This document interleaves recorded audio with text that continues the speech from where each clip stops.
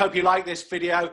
Just subscribe, like, and click the bell to be notified of more content just like this. How are you anyway? I'm doing okay. I'm halfway through a 14-day quarantine. Day 7. Why?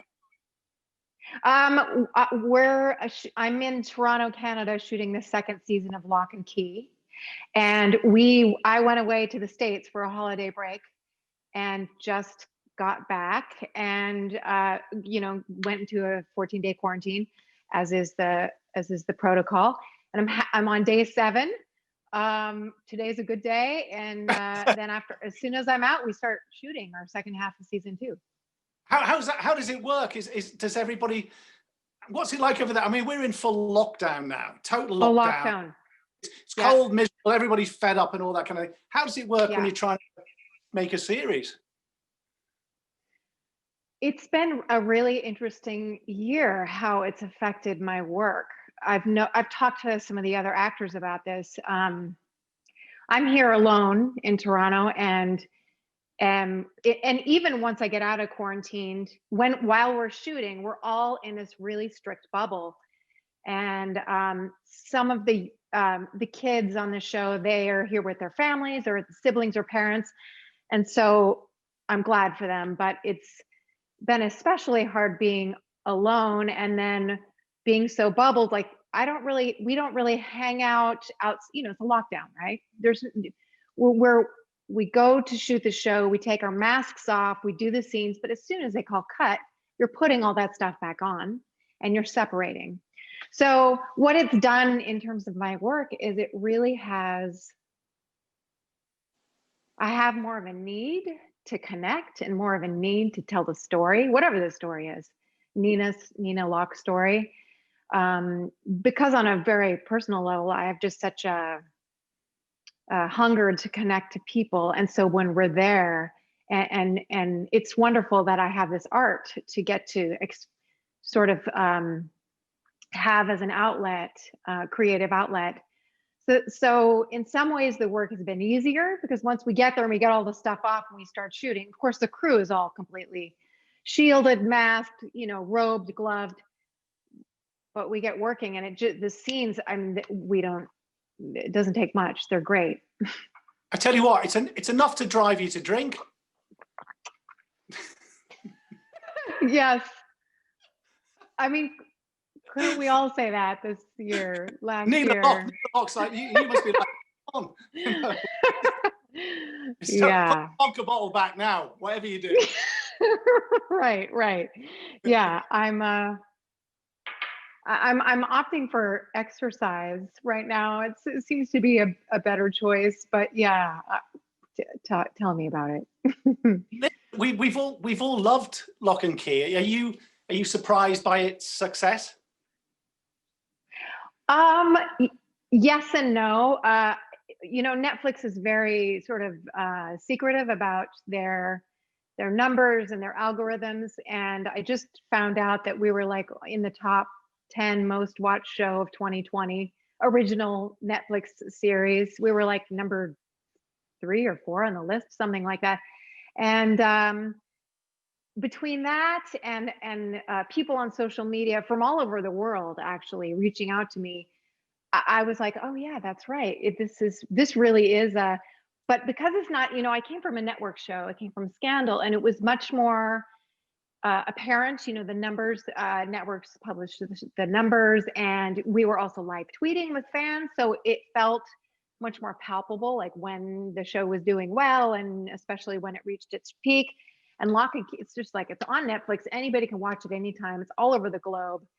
I'm not surprised in terms of like how well it turned out. It's such a beautifully done show, the special effects and the music, and I mean all the elements when they came together. So I'm pleased that people are watching it. Yeah. Nina Locke's such a great character. My wife had watched the full episodes. Series, so I was yeah. binge watching, and last night I was drained. The one when Sam comes back with the gun, I was drained. I was drained. like, oh my, Sam, because right, with the you gun. don't realize you're on edge for like an hour or whatever. It's like, wow. And then that must be the sign of a good show.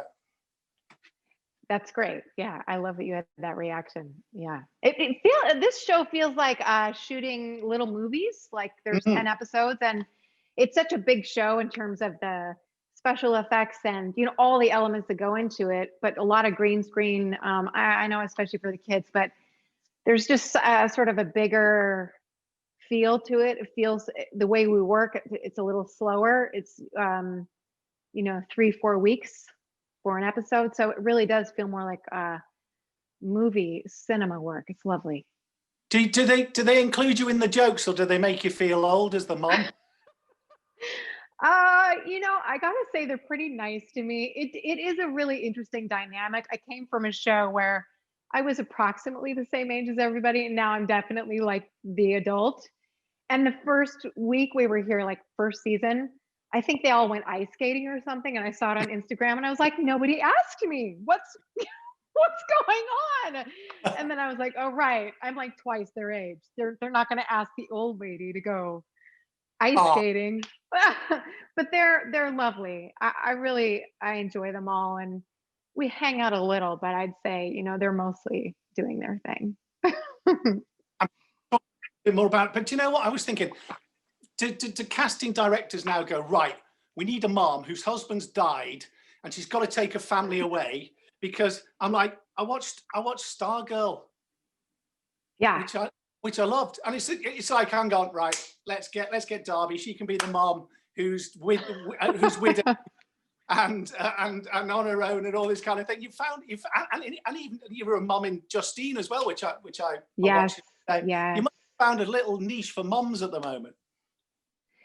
It's funny because they're all moms. I'd say the Justine mom was quite different in that she wasn't particularly good mother, very salt of the earth, racist on top of that, and ambitious and a little nutty. But I've enjoyed it. Coming from Scandal, I was a white collar working professional in the political world of Washington, D.C.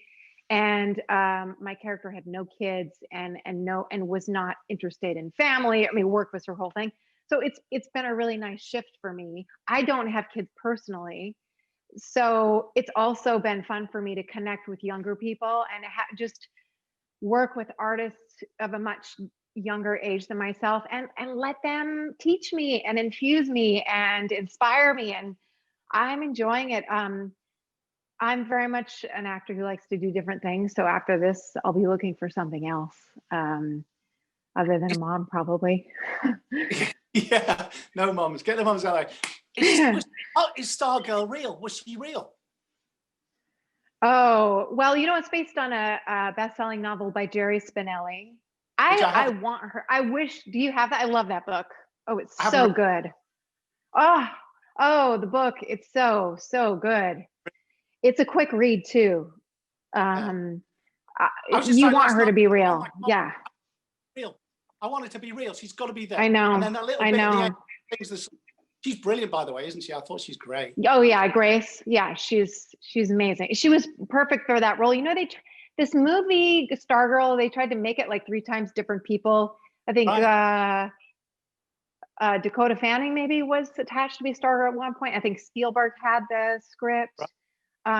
And finally, when it came around, I mean, Grace was like at the perfect age to play the role.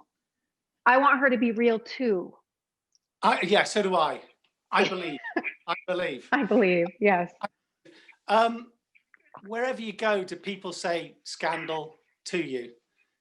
And I mean, that must be a wonderful thing because it's just such an iconic program. And I mean, I've got so many questions. At what point did you stop being sort of Abby? Did you sort of actually? I mean, because it must have come so thick and fast as well. Was it hard, sort of? Disassociating? Is that the right word? Yeah, possibly from the camera when you went home. You must have been going mad. Are you talking about when I was shooting the series? Yes. While I was shooting it? Yeah. That was a real grind. That was 7 seasons. It was 10 months out of the year. And the hours were 14, 15-hour days. They were really, it was a real grind. Super fun. I mean, incredible cast, incredibly fun character. But I did find near the end of the 7 seasons, I think second to the last season and the last season, I had to, when I had time off, I completely unplugged. I said no to other films and other projects. I stopped watching TV. I got on my overalls. I got into the garden. I read, and after the show ended, the series ended, I did that for about 6 months before I even went on any auditions. Locke and Key came along 8 months later, so it wasn't that much longer. But I had to almost, deprogram her. And when I started Locke and Key, interestingly enough, I was really conscious of talking really fast and moving really fast and having these mannerisms that I had as Abby for 7 years. So I would sometimes say to a director, slow me down. These are my habits from the last show. Keep your eye on this for me because I might just go into it. So I feel less, it's now in the past, but at the beginning I was like, oh God, I'm playing, I can't let her sneak in there. But that was the beauty of Scandal it's the rat-a-tat, isn't it? It's the intensity. Yeah. I mean, I guess intensity working, but just the intensity of just the playing off people it is fast. It's as simple as that. Yeah, I mean, to me, the writing was almost a character in itself, very much like Key House of Locke and Key is part of the show. It's a character of the show. It's so signature part of the show. That's how the writing was on Scandal. The verbose, the speeches, I mean, and the way that the writing for the women in particular was so incredible. We would get rewrites sometimes the night before, and you'd be on set for, whatever, your 11th hour, and you've got this giant speech that's just been rewritten that you have to shoot 7 o'clock the next morning. So I also got really good at fast memorization. Do you know what? I'm the most disorganized person in the history of the world. I have all these things written. Go right. I was going to say. But do you know what? I wrote down, let's see if I've got it here. I have got it here. I was watching, I just chipped into Scandal. Do you know what? Yeah. There was a scene with Olivia's talking to Melly. I think she's just lost the election to, I'm going Frankie Vargas, correct me if I'm wrong. And she has to go, no, we'll start legal proceedings and we'll say the vote's not correct. And Olivia has to sort of say, no, come on, don't be a sore loser. And I was watching this and I was genuinely like, oh my God, because this must have been 2014. And then talk about what's happened now. I couldn't believe it. Yeah, you can't make it up. You can't make it up. You can't make it up. I was like, it was the first bit I watched of Scandal. I was like, I cannot believe this is. Don't be a sore loser, Melly. Don't be. That's right. That's incredible. Right. Yeah. You directed Noise as well, didn't you? And you sort of directed. I did. How was that? Yes, in the final season. Yeah. It was fantastic. Yeah, I thoroughly enjoyed myself. I had been interested in directing, and it's a very Shondaland is a very iconic, incredibly reputable company for promoting from within. And I had been shadowing, I've been at Video Village a lot, shadowing different directors over their work and attending pre-production meetings. Season 6, I directed a digital miniseries for our website.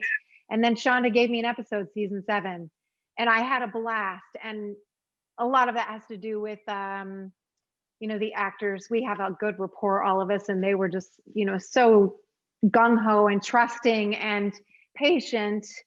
And our crew is amazing. And so, yeah, I really enjoyed it. To be done again, will you do more?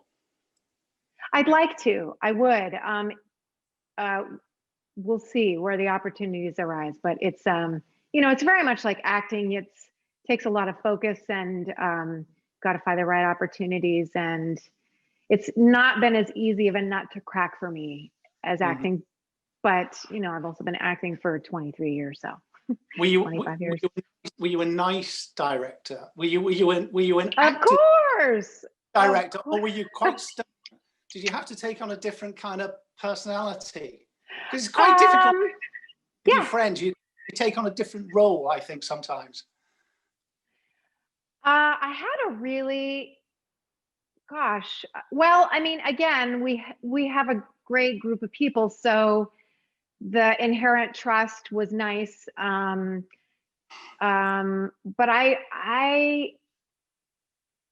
I don't know. I just went into this mode of, I wasn't trying to do anything to be liked or to be popular, but I really just wanted to make sure the story was told. And I was a little sort of, maybe a little ruthless. I mean, there's not a whole lot to direct with. I mean, the actors they already know the characters, really. But if there's something I really felt like we hadn't gotten yet or needed, I wasn't afraid to speak up.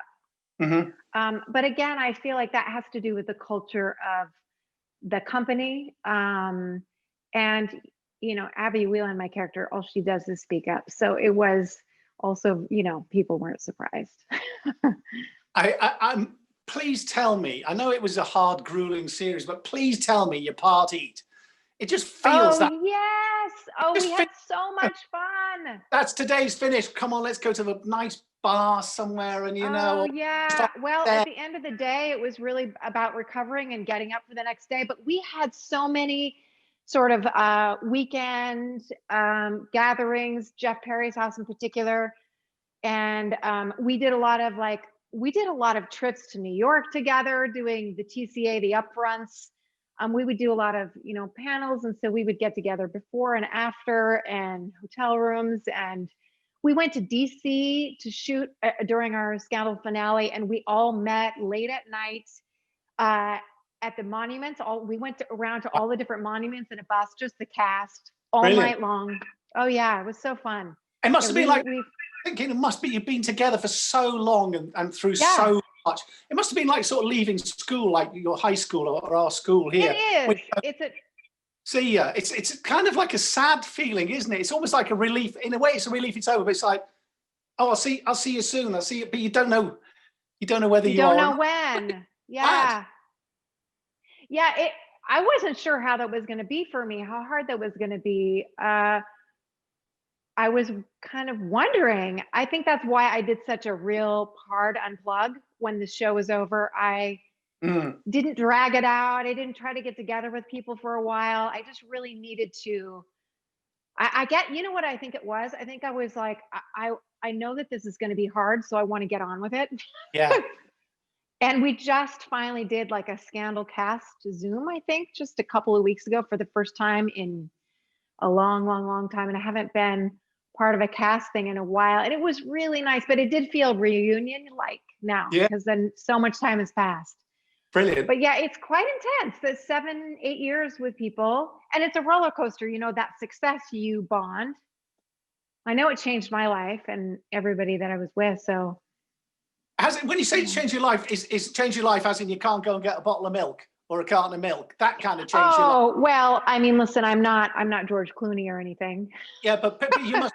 Do you have to put your cap on and the glasses and all that kind of thing? It's a little, sure, that started to happen. Before it was like, if I had done work on TV, people thought maybe they knew me from Facebook or something. But once I did Scandal, I have to say about near the end of season 2, I had to pick my hours when I grocery shopped, and I started to get recognized really big. And also not only get recognized, but there were people, I would run into fans who would be hysterical. That's always a really interesting encounter when they start crying and shaking, and you're just like, oh, it's okay. If you want a photo. But it took me a little bit to get used to. Now I'm used to it. It's funny, it still happens because it's like now everybody can stream everything, and it happens a little for Locke Key now. But the best part about it is like how much joy you bring people. Yeah, brilliant. What a gas they're getting out of meeting someone they see on TV. It's fun. You give them a photo, and I've got to be careful. I've been trying to weigh this up, when to bring this up. How much? Well, you see, the thing is, Because my kids are all watching Locke Key. They all, oh my God, Yeah. How much of you is your hair? Is my hair? What do you mean? Well, because I've got to show you, right? Because my daughter, she's just gone to she's just university. When I spoke to her, she's gone to Scotland to university, going to be a vet, the whole thing. Dropped her off. Yeah, all in the snow. See you bye. Oh. So, now you see, she has got Darby hair. I don't know if you can see it. Oh, yes, I can see. It's beautiful. She is gorgeous. She is. What would you call it? Would you call it a strawberry blonde? Oh yes, beautiful. Beautiful. And how much? I mean, because there's another one in here. My boy's back from with COVID. Now he's a little bit strawberry blonde as well. Wow, that's great. Yeah. So, but I mean, does your hair play a part in either getting parts or you as a personality? I don't know. I'm just fascinated because that's a great question. I've never been asked that. I love the question. I thought about that a lot. I think. There was a day back in the day when I was doing a lot of commercials. I got some hair campaigns, which was nice. I was able to save a little bit of money with some shampoo commercials. When I was on Mad Men, I played a character named Helen Bishop in the first 2 seasons, and Matt Weiner asked me. He asked me to cut my hair. Say that again. Sorry, I missed that. I was interrupting. So he asked me to cut my hair for the role. No. Yes, and I responded, well, if it's a series regular or, like some significant, but it was a guest star. It was like 1 episode. They ended up making it 5 or 6 episodes. But so I said no. So they wrote something in about, the women gossiping about Helen Bishop's hair tips or something. And then, it feels like the hair has kind of been some of the characters. I mean, like, on NCIS. Abby Whelen is your hair. Yeah, I mean, I guess. Listen, I cut it off once. I cut it off once. I moved to LA and I was like, just personal note, like this has nothing to do with acting. I cut it off. I was like, I can't be defined by my hair. I've had long hair my whole life. I'm cutting it off. I cut it off in about 2 weeks. I was like, it doesn't feel right. And I grew it back out. So I've always felt like I would cut it off, I'd shave my head, whatever, but it'd have to be the right role. I just like it. Yeah. So I just change it. I just change it for different characters. Yeah. I mean, it's maybe something I recognize because of mine. Yes. You sort of stands out. And funnily enough, actually, in the ad campaigns on television in England particularly, strawberry blonde is very popular now. I don't know whether there is a vogue. Which must be interesting. Yeah. Yeah. Right. What else can I ask you? I was going to ask you about. I mean, did Mad Men was? I mean, did you keep in touch with the Mad Men? Are you friends with any of the? I mean, I loved Mad Men. The one I'd say I'm most in touch with is January Jones. I mean, most of my stuff was really with her, and I'll run into her at a party every now and again, and we text sometimes, but she's a sweetheart, a real sweetheart. And it was fun. I mean, but my storyline was really with her. So I wasn't with the ad people. I did attend table reads. They had a very big, it's sort of like Scandal, table reads were very much a part of the mandatory part of the process. And so I got to, sort of play with them in that scenario. It was nice. Okay, can I ask you a couple of, are you a worrier? Do you worry? Do I worry? I would say I try not to worry. And I would say, funny enough, for how hard everything has been, I worry less than I used to. I think because everything seems to go wrong. I mean, everything. For instance, just traveling here from this US, I couldn't get my COVID test on time.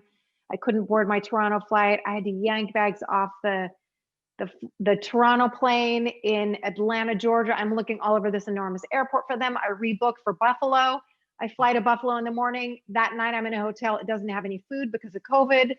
So I Oh, go to bed, take another COVID test and a rapid COVID test for plan B, fly to Buffalo, a car takes me to the border. I walk across the border, another car picks me up I with shouldn't all be my laughing. luggage and I get here. So that seems to be how everything's going. And so it just is what it is. I feel like because everything is so hard, I'm just being forced to live really in the moment Um, and just not worry about stuff. yeah. What about as a career kind of thing? Are you good at rolling with the blows? As in, don't get too excited when things are good. Don't get too down when Yes. it's bad. And Yes. do actors have to be good at? And do they get better at that? Yes. I would say yes, yes, yes. When I booked Scandal, the pilot, it was my first pilot I ever booked. And we didn't know what success it was going to be, but it was Shonda. And I remember my manager saying to me, it was the strangest phone call we ever had because you were so even keeled. I wasn't hysterically crying or jumping up and down. And even when I left, I felt, and I think some of that is I try to be not too high or too low. Always. But I've practiced that for years. I am one of these people who have done hundreds of auditions. I came to LA, I was almost 30, which supposedly is ancient for a woman, whatever. And I just it was a grind. And I think that helped me really. I had to. You have to. You got to be good with no. You got to know it's yes in your heart, even if they said no. There's a place for you. Keep going.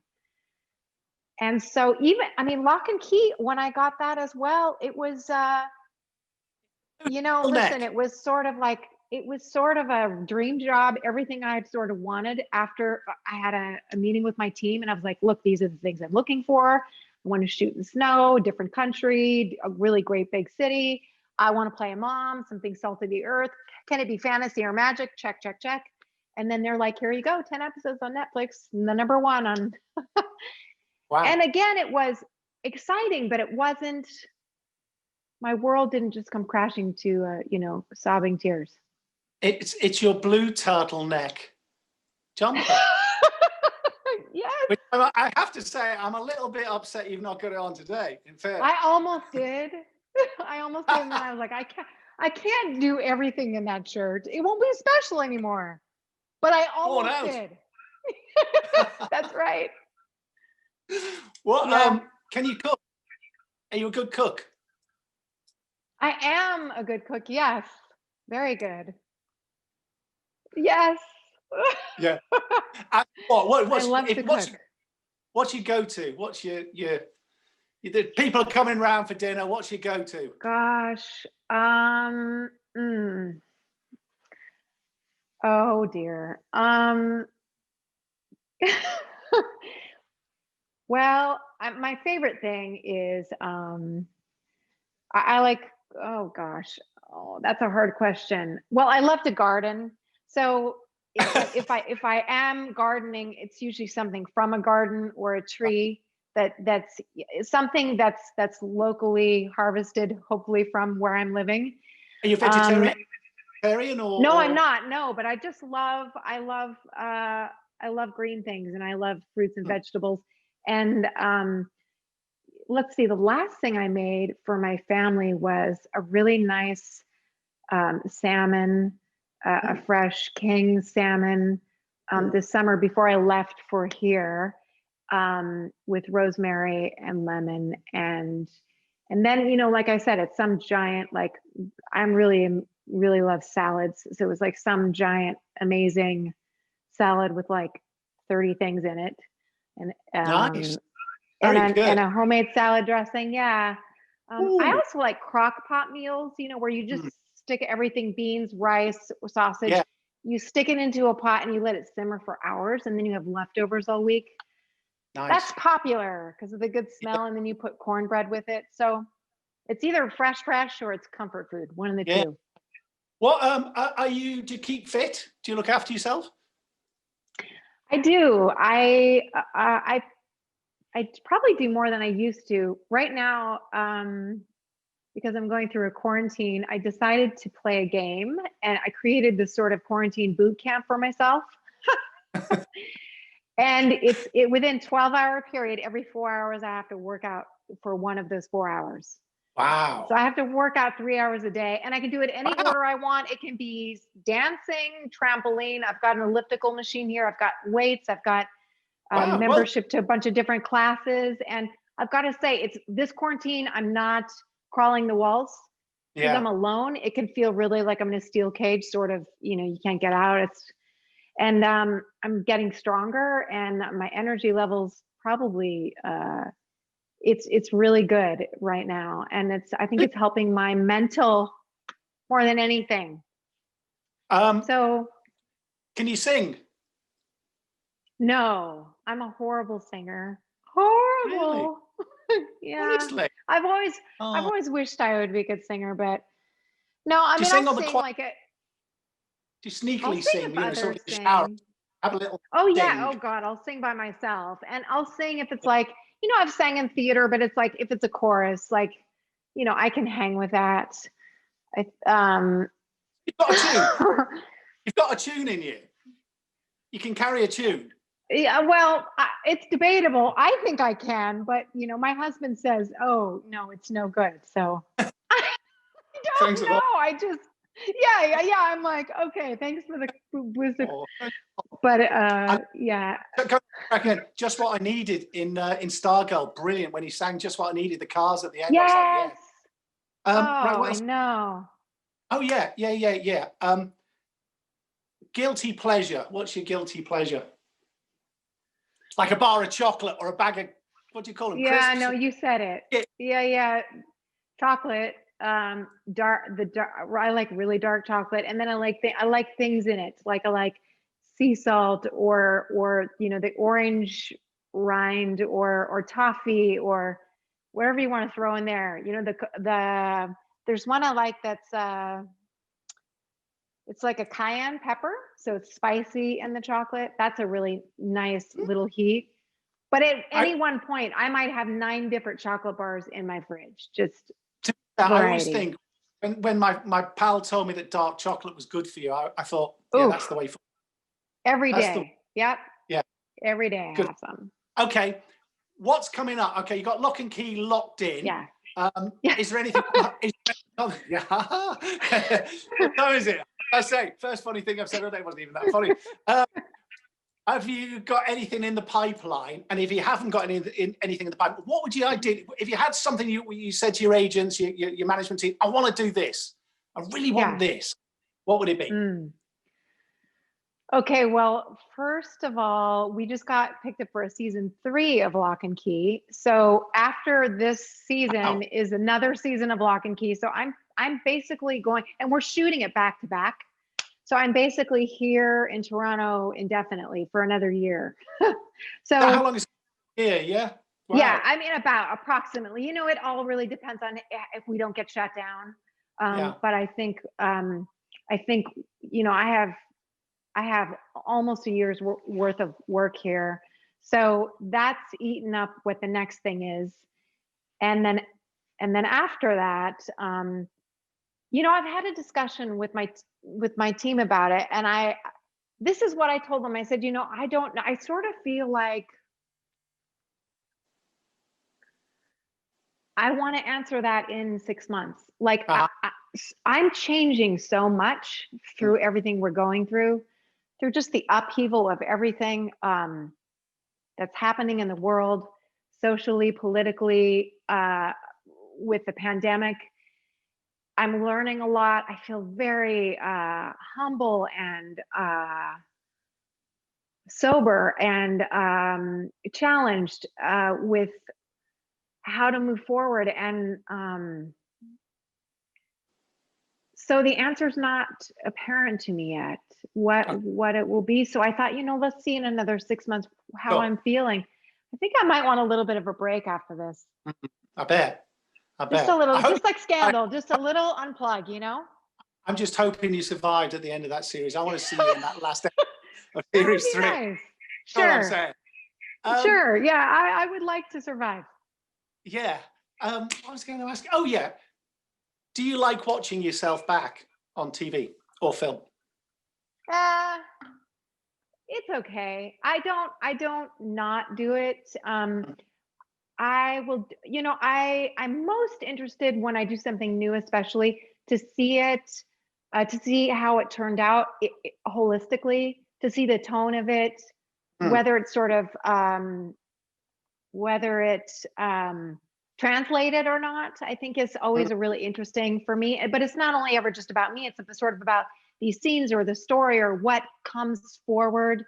But I, when I was first new acting, I would, sure. I mean, I'd get on TV and then I would, I'd record it and then I'd watch it again 5 times. And it was, yes, right. It was very exciting. And now, I mean, really, I'll watch the thing, especially when I'm doing press. It's nice to know what I'm talking about. It's like I said, it's nice to know how it worked out. But I'm also, I've had quite a few where I have not seen them because I haven't had to do press, and I feel like I experience it when I film it, so that's good enough in a way. Yeah. It's for other people. I'm with you. I'm with you on that. Yeah. Hey, do you know what? Thanks. What was that? I said, do you know what? Thank you. Thank you. Is our time up?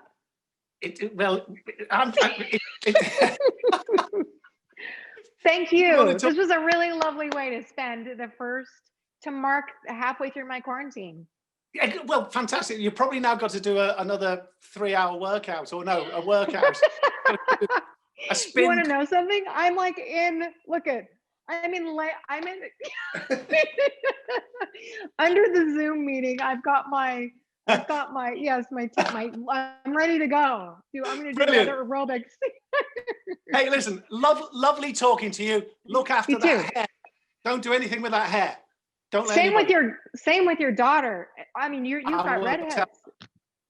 I love it. Hey, lovely talking to you, Darby. Take care. You too.